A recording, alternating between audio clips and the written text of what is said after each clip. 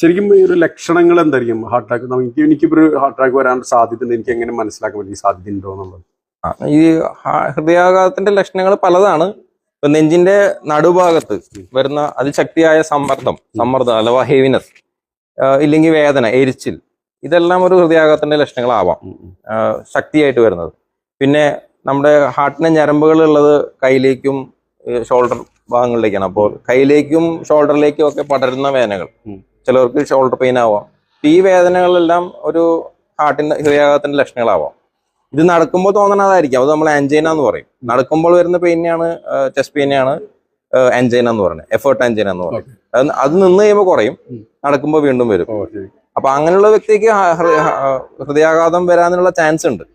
അയാൾക്ക് ബ്ലോക്കുകൾ ഉണ്ട്, അതായത് രക്തക്കൊഴൽ ചുരുങ്ങി അതിലൂടെയുള്ള രക്തസഞ്ചാരം കുറഞ്ഞിരിക്കുന്നു. 50% ആ ഡയമീറ്റർ റെഡ്യൂസ് ചെയ്ത് കഴിഞ്ഞാൽ ഏതൊരു വ്യക്തിക്കും നടക്കുമ്പോൾ പെയിൻ വരാം. അപ്പൊ അങ്ങനെയുള്ള ലക്ഷണങ്ങൾ ആദ്യം ഉണ്ടാവാം. പലരും അത് ഇഗ്നോർ ചെയ്യും.